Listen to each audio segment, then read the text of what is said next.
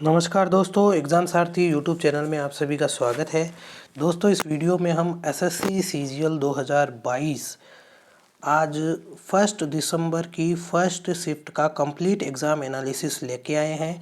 कौन कौन से क्वेश्चंस पूछे गए, कौन कौन से सेक्शन में किस तरह के क्वेश्चंस पूछे गए, उनका लेवल क्या था, नंबर ऑफ़ गुड अटेम्प्ट्स क्या रह सकते हैं, ताकि आने वाली जो शिफ्ट्स के कैंडिडेट्स हैं उनको एक आइडिया हो जाए कि क्वेश्चंस का लेवल क्या रहा है और आखिर में वो किस तरह के क्वेश्चंस जो है वो देख सकते हैं, खास तौर पर करंट अफेयर से रिलेटेड। तो वीडियो में आखिर तक बने रहिए।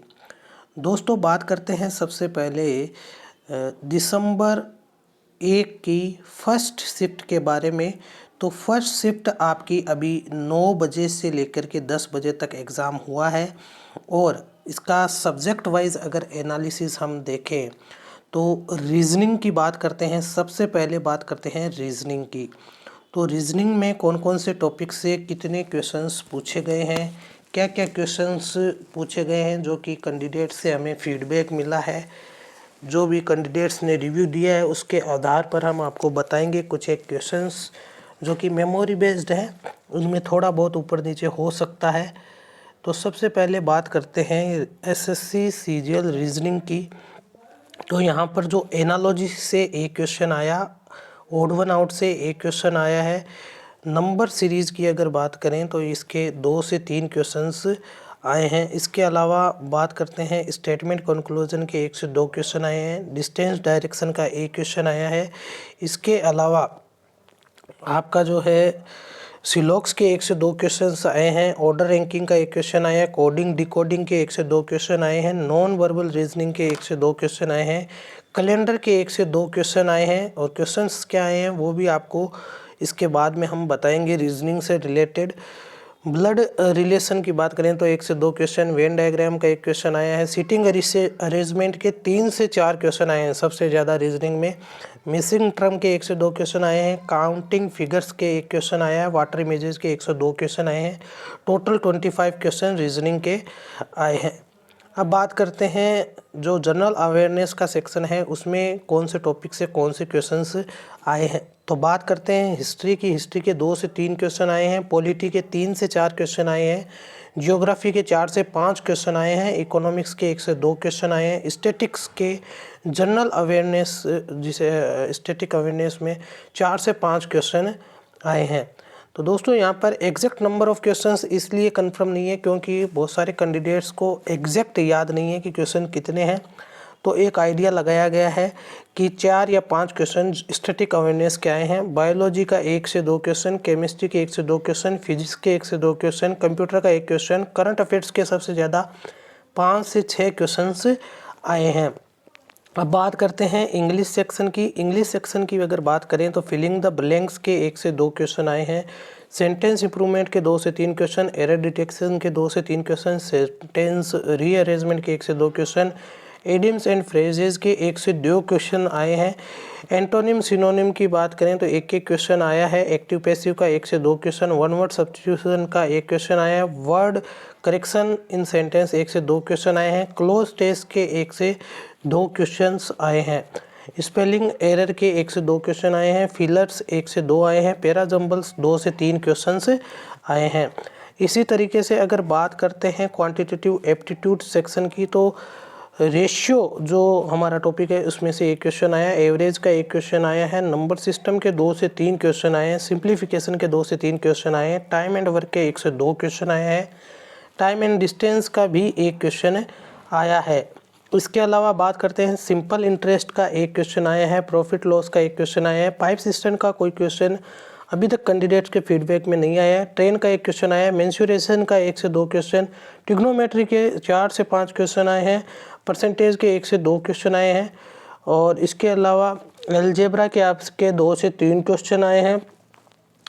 इसके अलावा डीआई के 1 से 2 क्वेश्चन, ट्रायंगल काउंटिंग का कोई क्वेश्चन नहीं बताया गया। ज्योमेट्री के सबसे ज़्यादा क्वेश्चन आए हैं 3 से 4 या ये ज़्यादा भी हो सकते हैं क्योंकि ट्रिग्नोमेट्री ज्योमेट्री के मिक्स क्वेश्चन कैंडिडेट्स बता रहे हैं। तो सबसे ज़्यादा ज्योमेट्री के क्वेश्चन आए हैं। मिक्सर एलिगेशन के 1 से 2 क्वेश्चन आए हैं। तो ये तो थे नंबर ऑफ़ क्वेश्चंस कौन कौन से कितने किस टॉपिक से आए हैं। अब हम दोस्तों आने वाली जो शिफ्ट्स हैं, शिफ्ट सेकेंड जो आज की रहेगी, शिफ्ट थर्ड रहेगी और शिफ्ट फोर्थ जो रहेगी, इन सब का जो है कंप्लीट एनालिसिस यहाँ पर इस हमारे आर्टिकल में अपडेट करेंगे। यहाँ पर जाकर के आप देख सकते हैं कि कौन से शिफ्ट का क्या एनालिसिस रहा है, क्या उसका फीडबैक मिल रहा है और नंबर ऑफ गुड अटेम्प्ट्स क्या रह सकते हैं। क्वेश्चंस भी हम अपडेट करेंगे जो जो क्वेश्चंस पूछे गए हैं। तो यहाँ पर सबसे पहले आपको बता दें कि कौन कौन से क्वेश्चंस आए हैं।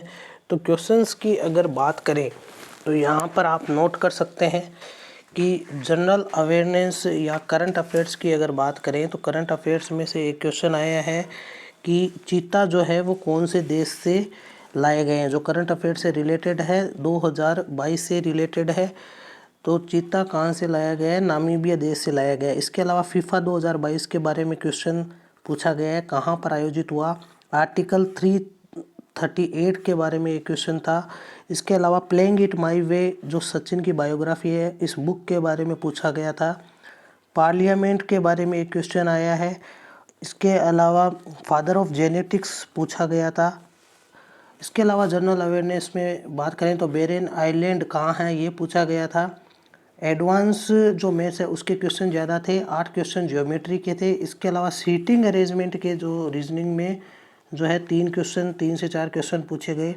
हिंद महासागर के बारे में क्वेश्चन था। मेजर ध्यानचंद पुरस्कार 2022 के बारे में पूछा गया। ओजोन डे 2022 की थीम क्या थी, ये पूछा गया। CDS के बारे में एक क्वेश्चन था। इसके अलावा रेपो रेट 2022 के बारे में एक क्वेश्चन था।